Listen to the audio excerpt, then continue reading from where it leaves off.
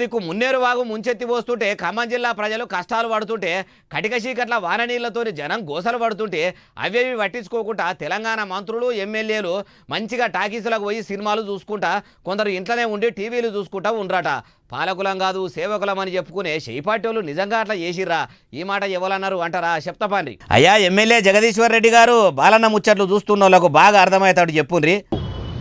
మాకు తెలిసిన వార్తల ప్రకారం కొంతమంది సినిమాలు చూస్తున్నారు, కొంతమంది సినిమాల ఫంక్షన్లు పోవడానికి ప్రిపేర్ అవుతున్నారు అనే వార్తలు వచ్చినాయి. వార్తల ప్రకారం అంటే అసలైన జర్నలిస్టులు రాసిన వార్తలు, అసలు మీడియాల అసలు కథనాలు వార్తలు రాసేటోళ్ళు చెప్తే నమ్మితే ఏం కాదు. కానీ నిన్నీయాల పుట్టశెత్తిరోలే పుట్టుకొచ్చిన బుడ్డ యూట్యూబ్ ఛానళ్ళు అందరూ జర్నలిజం అంటే ఏందో తెలియనోళ్ళు కూడా ఇష్టం వచ్చినట్టు థంబ్నెయిల్ పెట్టి వీడియోలు విడుదల చేసేటోళ్ళు చెప్తే నమ్మితేనే మంది మాటలు నమ్మి మార్మానం పోతే మళ్ళొచ్చే వరకల్లా ఇల్లు కాలిపోయింది అన్నట్టు అవుతుంది.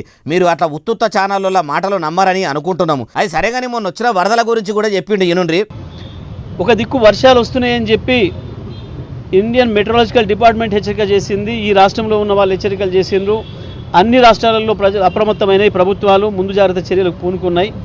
కానీ ఒక్క తెలంగాణ రాష్ట్రంలో మాత్రం ముఖ్యమంత్రి కానీ మంత్రులు కానీ ఎక్కడ కూడా అడ్రస్ లేదు. ఆ రోజు అడ్రస్ లేకుండా యాడికి పోయినరు అంటే ముందుగాల ముచ్చట వినిపిస్తుంది కదా. తెంపు లేకుండా కొట్టిన వానలకు కొంపలన్నీ మునిగిపోతుంటే సినిమాలు చూస్తున్నట్టు సమాచారం వచ్చిందట. ముందస్తు హెచ్చరికలు వచ్చినప్పుడు ముంపు బాధితులను ఆదుకోక సర్కారు ఎందుకు లాపరవ చేసిందో మున్నేరు వాగు ముంచెత్తుతుందని ముఖ్యమంత్రి సార్కు ముందే ఎరుకుండి కూడా ఓట్లేసిన జనం సస్తే సావని తీయి అని సప్పుడు చేయక ఊకున్నాడా ఎట్లా? కాంగ్రెస్ మంత్రులు ఎమ్మెల్యేలు కూడా హుషారు కాలేదు అంటే ఎట్లా అర్థం చేసుకోవాలన్నా అర్థమైతలేదు.